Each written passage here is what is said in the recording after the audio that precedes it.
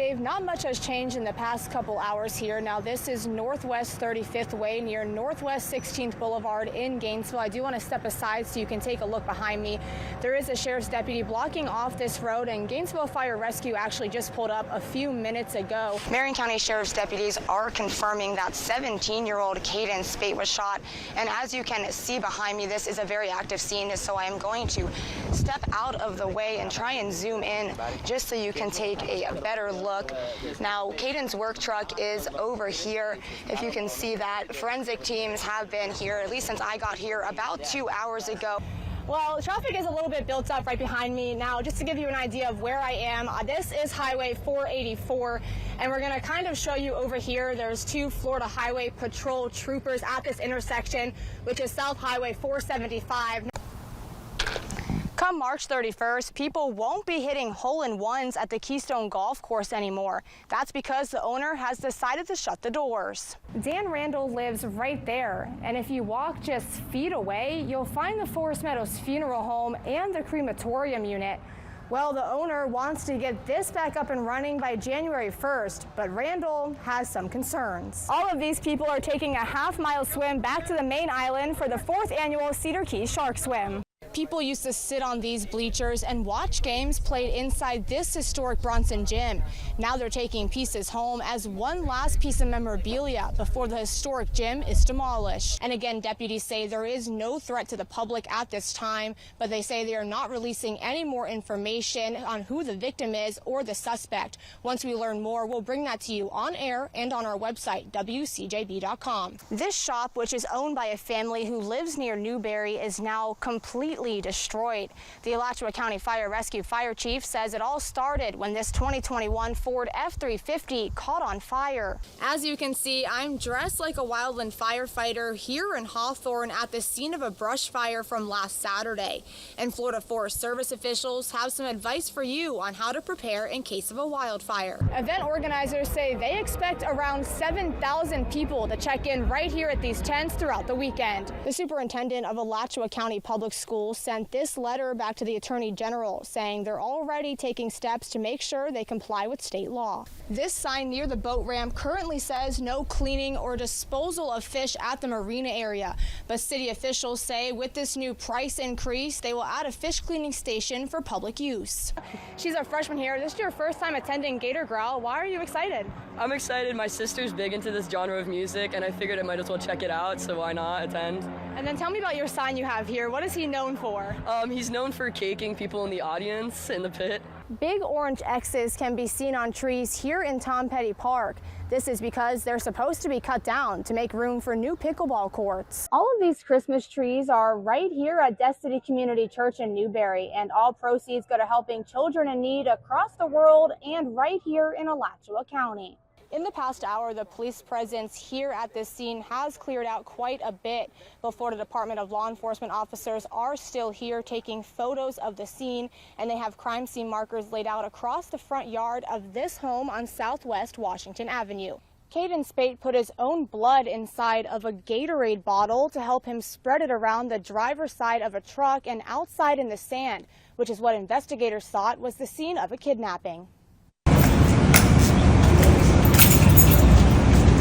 17-year-old Caden Spate walking into jail on crutches, accused of creating an elaborate story which led to an Amber Alert at the end of September. My first reaction was more sympathy towards the kid. You know, of course, the cliche prayers go out, I hope he gets home safe, you know, and then casted prayers about my own family because the event that transpired there, you know, it's like you don't want nobody to really go through that. To make the story believable, investigators say he shot himself in the leg with his dad's gun, shattering his femur. But that's not all. I was at this scene on Southwest Highway 484 in Dunellen the night the alert was sent out, and investigators spent hours examining a Chevy truck registered to his dad. Spade originally sent a text message to his parents which said, quote, "I need help. Being shot at. 4 Hispanics, armed, white van, 1 driver, I'm hit." Just analyzing, you know, like the 4 Hispanics that were in the detail, since that's completely a hoax, you know, it draws a different narrative where it's like almost from sympathy to like, okay, now like I need to be cautious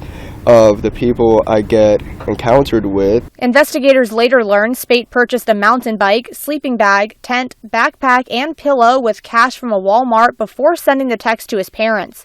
The arrest report details how Spate used ChatGPT, an AI program, to learn about collecting blood without pain and Mexican cartels, all to try and make investigators believe his story. Just that minuscule amount of thought and creativity, you could definitely evolve into something more sociopathic or psychopathic. Resident Cody Najee is a father and former EMT. He says he wholeheartedly agrees with the decision to arrest him, saying justice needs to be served because Spate broke the law. The day after the Amber Alert, Spate was found in Williston with his dad's gun. And while multiple agencies use their resources to help MCSO, including the FBI, FDLE, and FWC, it is still unclear what Spate's motive is. Live in Marion County, Kayla Lewis, TV 20 News. A current took her under, and she drowned. Diana Shepard is grieving the loss of her daughter, 13-year-old Jakaria Shepard, who drowned at Royal Springs Park on Sunday while having what was supposed to be a fun day with her two older brothers. I mean, you're numb to the fact no parent wants to hear that their child is deceased. No parent wants to experience this. There's no words for this. Not when it's your baby, not when she's young, not when she's only 13. Jakaria would have been 14 next Tuesday and attended Lake City Middle School. Her classmates decorated her desk to remember her. She just had a giving heart. And I want people to remember her as the loving person that always gave, always willing to give. Shepard says Jakaria knew how to swim, but says a current pulled her under. Please be safe when you go into the waters. Please be safe. Don't go alone. Go with an adult. Always have somebody surrounding you. Diana is grieving this loss less than 5 years after losing one of her sons. Now she has 2 children left. To keep from crying, I have to laugh. To keep from falling to pieces, it's not easy. I have good moments. I have bad moments. It's just a process that's very overwhelming. And let her grieve and let us as a community step up. She would do it for us, and I have no doubt in my mind, so we need to do it for her and her family. Troy Hosford, principal of Columbia High School, is a close family friend. Everybody that have came together in the community that is trying to help and trying to donate, I appreciate it. Fundraisers are helping the family with expenses. Whatever she makes for you Saturday, this lady's going to match the exact amount. Yeah. But in time, God heals all things. Kayla Lewis, TV 20 News. The owner of Pizzazz Piercing and Tattoo tells me this downtown building is haunted. She says she and her employees have had encounters with what she says is a ghost on and off for years. But this doesn't just happen during business hours. So then we started to go back to talking, and we heard footsteps up to my desk and heard it again, like aimed at me, clear as day. Ghost encounters on and off since 2020. That's what Kimberly Bussey says is happening here at Pizzazz Piercing and Tattoo. All of a sudden, the energy in the room just changed. It shifted. And then we heard a woman's voice that sounded like, and so I looked at Dennis and I said, is anybody here? And he said, no, no one's here. So I was like, all right, that's weird. This is a ghost they call Diva. The name? Well, that's because Bussey says this ghost brings no bad vibes and doesn't disturb them daily. Having these experiences is not scary. It's more kind of fun in a way. And it's a fun thing to kind of put out there, especially for the season. And it's not just hearing footsteps, it's buttons being pressed too. And he called me frantically at about 3 o'clock in the morning saying that he saw me here, saw me walk into the bathroom and heard the door shut. The store first opened in 2019, but it wasn't until it closed during the COVID-19 pandemic that these experiences started. Her husband being the first to have an encounter while doing renovations. I was half asleep and I was like, well, I'm not there, I'm home. And that's crazy. And he was like, yeah, I'm coming home now. And Bussey's artists almost all had an experience at some point, with some saying it's creepy. I believe in aliens, I believe in ghosts, the whole 9 yards.